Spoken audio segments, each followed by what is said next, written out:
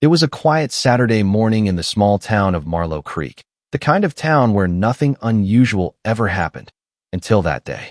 10-year-old Daniel Wright was dropped off at his uncle's house for a weekend visit. He never came back. No screams, no signs of struggle, just silence. For 15 years, Daniel's case sat cold, forgotten by many, but never by his mother. Then, during a routine estate clearance, a Bible was discovered, and inside it, a torn photo, a date, and a clue that would shake everything loose. Daniel Wright was the kind of boy you'd expect to see on a cereal box, all freckles, big smile, and a heart that loved animals and comic books. He lived with his single mother, Mary Ann, a nurse who worked night shifts but still managed to make pancakes every Sunday morning. Their life wasn't perfect, but it was safe, familiar. That weekend in April 2007 was supposed to be a break for both of them.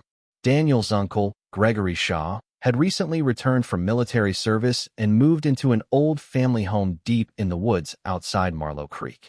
He wasn't very close to Daniel before then, but Marianne thought a boys' weekend with his uncle might be good for him. Some fresh air, guy time, no screens, she had said with a hopeful smile. Greg was quiet, reserved, even strange, but he was family. That Saturday morning, Marianne packed Daniel's little backpack with a flashlight, some comics, a toothbrush, and his favorite blue hoodie. She dropped him off in front of the old house. Daniel waved as the screen door creaked open and Uncle Greg stepped out. He gave Marianne a polite nod, then guided Daniel inside. It was the last time she ever saw her son. By Monday morning, Marianne hadn't heard from Greg. That was strange, but she told herself not to worry. Maybe they were just out of signal range. His house was surrounded by thick forest and spotty reception. Still, by 11 a.m., she had called 3 times. No answer. She left work early and drove straight to Greg's cabin. The driveway was empty. The house looked untouched. But when she knocked, no one came to the door. After 5 minutes of waiting, she tried the handle. It was unlocked. Inside, the house was clean, too clean. The guest bedroom, where Daniel was supposed to sleep, was spotless. No bag, no comics, no blue hoodie. Just a neatly made bed with sheets that looked like they hadn't been touched. Greg eventually showed up an hour later, coming from the woods behind the property. He acted calm, too calm. His shirt was damp with sweat, and he said they had been hiking. When Marianne asked where Daniel was, Greg blinked. "I thought he went home with you." That sentence cracked the world in half. Greg claimed that Daniel had wandered off around noon the day before, during a short walk by the creek. He said he figured the boy had gotten bored and walked back home, alone. Marianne stared at him, horrified. Daniel would never do that. He hated being alone. He hated being in the woods without her. She called the police immediately. The official report was filed within the hour. Search dogs were brought in by evening. Helicopters flew over the dense forest. Volunteers combed the trails. They found nothing. No footprints, no torn clothing, no signs of a struggle. Not even a candy wrapper. It was as if Daniel had evaporated. Uncle Greg was questioned, heavily. His answers were consistent, but his eyes weren't. And still, the police had no evidence, no motive, no body. The town of Marlow Creek fell quiet after the first 2 weeks. But Marianne didn't. She stood at the edge of that forest every morning for a year, calling his name. No one answered. For the first month, Marlow Creek was on edge. Daniel Wright's disappearance shattered the peace of the sleepy town. Posters were stapled to every tree and power pole. His school friends were interviewed. Reporters came from the city, chasing the scent of a mystery that had no trail. The media called it the Creekside Vanishing. Local volunteers searched the woods day and night. Boy Scouts, off-duty officers, even hunters with trained dogs came forward. The National Guard sent a small team with heat sensors. But the forest offered nothing. Not a sock, not a scrap. It was like Daniel had been swallowed by the earth itself. And then the town began to whisper. They whispered about Uncle Greg. At first, it was quiet suspicion. Then it turned sharp. People remembered he had returned from the army a changed man. Quieter. Tense. His house was too far from town, they said. He didn't even have cable. A few claimed they saw Greg burning something behind his cabin the day after Daniel disappeared, something in a barrel. But no one had proof. The police searched the property, twice. They found a fire pit with charred remains, but no human evidence. Some burnt plastic, scraps of what looked like food packaging, and what might have been part of a comic book cover. Greg insisted he had nothing to hide. He said Daniel was like a son to him. But he never cried, never broke down, just kept saying, "I don't know what happened. I turned my back for 1 second. The FBI got involved." Greg was polygraphed. The results came back inconclusive. Still, without evidence, they couldn't arrest him. Marion begged them to look harder, to check his military records, his discharge papers. But Greg's past was locked tight, classified, they told her. He had served overseas. There were gaps in his timeline, unexplained deployments. But again, no proof. Some officers believed Greg. Others didn't. The town was divided. As the weeks stretched into months, the search thinned out. Reporters moved on. The posters faded under rain and sun. But one person never stopped looking, Marianne. Every Friday, she drove to the cabin, parked across the street, just sat there in her car, watching, waiting. She wasn't just mourning her son. She was watching a man she believed had buried him. By the end of the first year, Uncle Greg sold the cabin and moved 2 towns over, to a place called Elk Ridge, nearly 40 miles away. Some saw it as a man trying to move on. Others saw it as a man running from a shadow he couldn't shake. Marion took it personally. To her, it was confirmation. He was hiding something. But there was nothing she could do. No arrest. No confession. Just silence. 2 years later, Marion did something bold. She showed up at Greg's new house. Not to scream, not to accuse. She just wanted to talk. She brought a photo album of Daniel and left it on his doorstep with a note. "If you remember anything, anything at all, please tell me. I'll forgive you. I just want my son." Greg never responded. But something changed.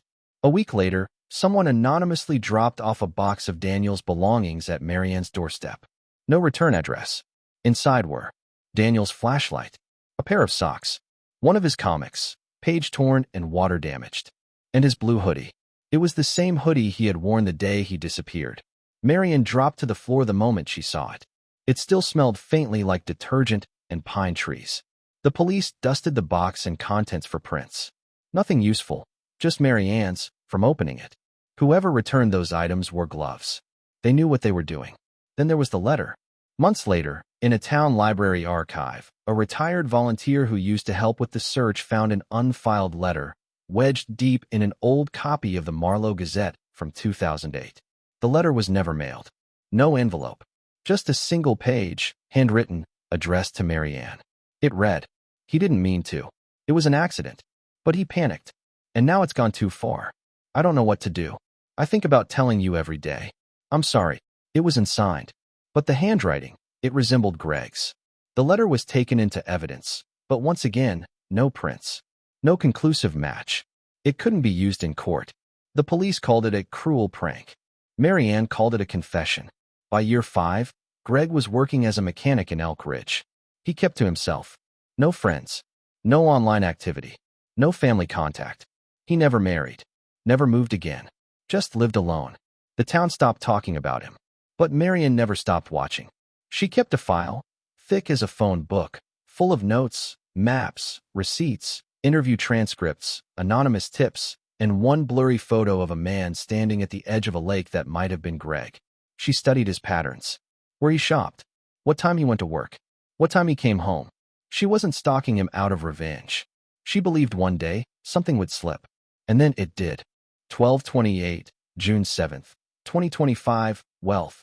By the 5th anniversary of Daniel's disappearance, the case was officially labeled inactive. Not closed, just cold. The search budget dried up. Leads stopped coming in. Even the original investigators had either retired, been reassigned, or moved on. New officers weren't familiar with the details.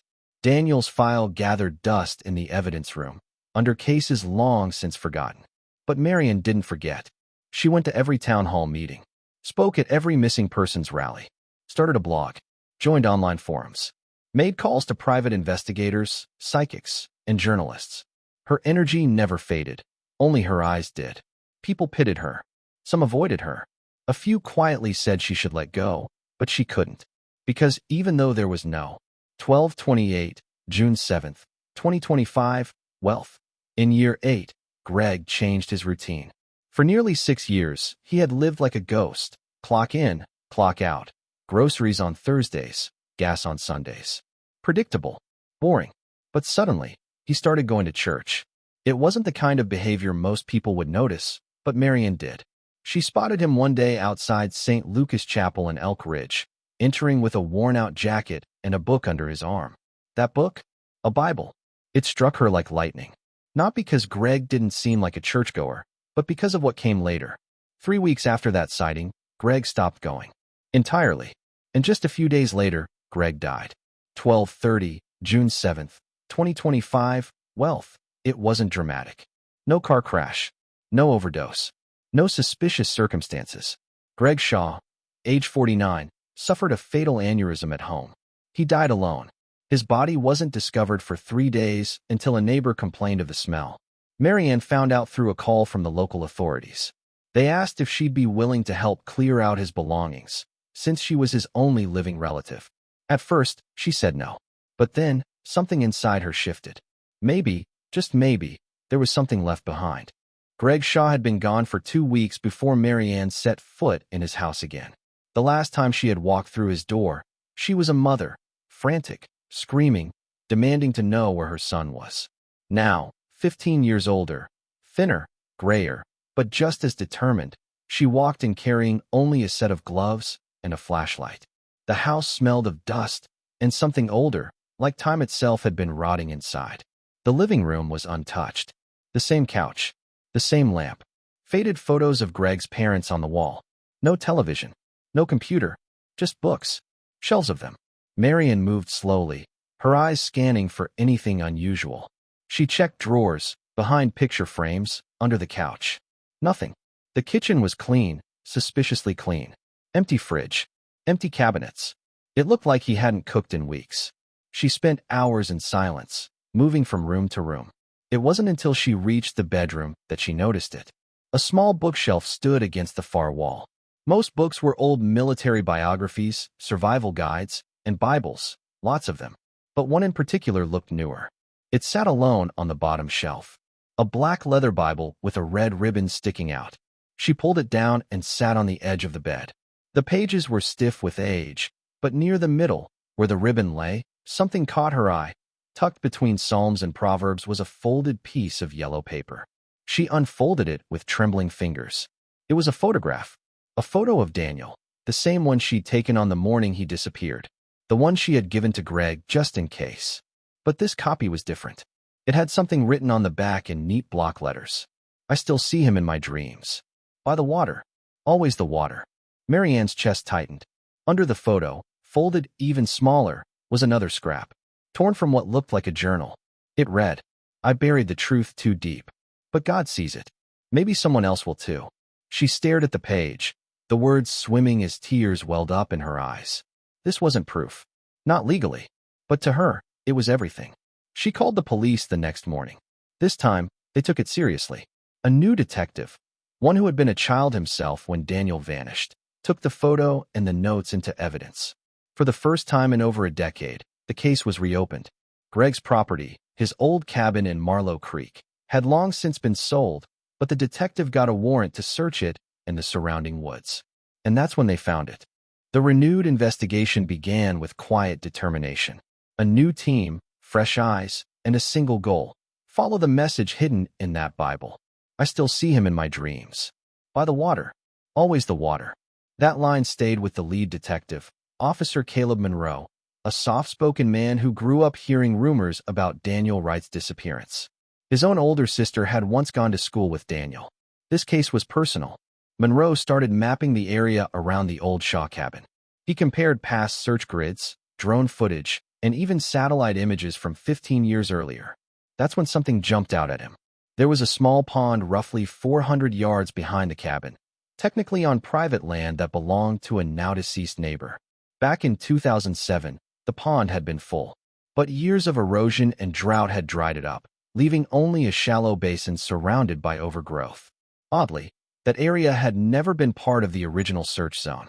On a cold morning in March, the police brought in cadaver dogs, ground-penetrating radar, and a forensic excavation team. Marianne stood behind the yellow tape, gripping a handkerchief, praying without words. 3 hours into the dig, the radar picked up a density shift beneath the mud, roughly 5 feet deep. The team started digging. At 4:42 p.m., they found it. Buried beneath layers of clay and rock was a rusted metal box, about the size of a shoebox, sealed with thick tape and heavy with dirt. When the forensics team opened it, they found a child's bracelet with Daniel's name engraved on it, a folded comic book, water-damaged but still readable, and a USB drive, wrapped in plastic. There were no human remains, no bones, nothing that definitively proved Daniel had died there. But the items were undeniably his. The bracelet had been custom-made by Marianne herself. The comic was the exact issue he had packed that weekend. And the flash drive? That was the shocker. It contained one video file. Grainy, black and white, time-stamped April 14th, 2007, the day Daniel vanished. In the video, Greg is standing in the woods, facing the camera, breathing heavily. He says nothing for several seconds, then whispers, "I didn't mean for it to happen." He slipped. He hit his head. I panicked. I buried it. I buried the whole thing. I can't undo it. I can't. Then he shuts off the camera. That footage, short, disturbing, and raw, would never be released to the public. But it was enough. The case no longer rested on speculation. Greg's words confirmed everything Marianne had feared. Greg Shaw's confession, though brief and disjointed, opened the door to a chilling truth. Detectives returned to the scene with new urgency. Though no body had been found, Greg's video hinted at a location, a direction, a burial. A second search, this time more methodical, focused on the areas near the dried-out pond. And 3 days later, a shallow grave was found beneath an old willow tree. Inside it were the remains of a young boy.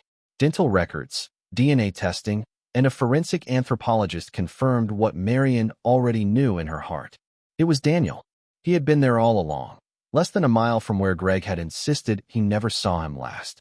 As detectives pieced the timeline together, they discovered that Greg had taken Daniel out that Saturday morning, not to fish, as he told police, but to hike near the pond. It was something he used to do with his father. Greg was an ex-military man, but a loner, and somewhere along the way, his mental health had begun to fray. Journals found in his cabin hinted at delusions, paranoia, and guilt dating back years before Daniel ever arrived. What likely happened was simple and tragic. Daniel slipped on a wet patch of rock, struck his head, and went unconscious. Panicked, Greg tried to revive him, but in fear of police, of being blamed, of his dishonorable discharge coming to light, he buried the boy's body instead of calling for help. Then he lied. For years, he sat across from Marianne during interviews, attended search parties, hugged her, prayed with her, all the while knowing the truth. The guilt, it seems, eventually became too much. His video confession was likely recorded as a form of penance. And the box? A hidden cry for someone, anyone, to one day find it. He never turned himself in, but he left just enough behind for justice to find its way. Though Greg had disappeared 2 weeks before the Bible clue was found, a nationwide manhunt was initiated. 3 months later, he was located in rural Montana, living under a false name in a remote cabin. He was arrested without resistance. During questioning, he said only one thing. "Tell Marianne, I see him every night. I deserve worse." Greg was charged with manslaughter, obstruction of justice, and abuse of a corpse. He received a 25-year sentence without parole due to the prolonged cover-up and emotional damage inflicted on the family. But for Marianne, the trial meant little. She had already faced the worst moment of her life 15 years ago. No sentence could undo that. 2 weeks after Greg's arrest and the recovery of Daniel's remains, the town of Crescent Hill held a candlelight vigil in front of the local church. It wasn't just about grief. It was about closure, about finally being able to say goodbye. Wealth. Hundreds of people gathered, many who hadn't even known Daniel personally. Children held signs that read, "Welcome home, Daniel." Local musicians played soft hymns.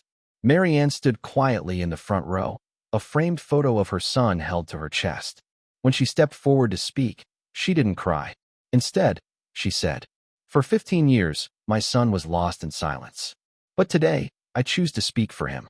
I forgive the one who hid the truth, not because he deserves it, but because Daniel deserves peace." Her words moved the entire crowd. Even the officers on duty wiped tears from their eyes. Wealth. A few days after the vigil, Marianne received a handwritten letter in her mailbox with no return address.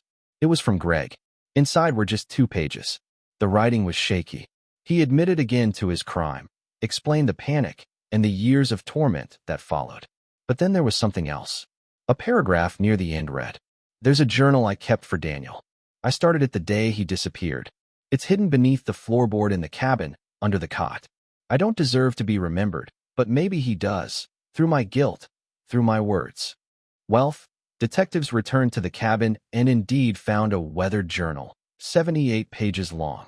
Inside, Greg had written letters to Daniel, year after year, on what would have been his 10th birthday. "You'd be almost tall enough to reach the kitchen counter.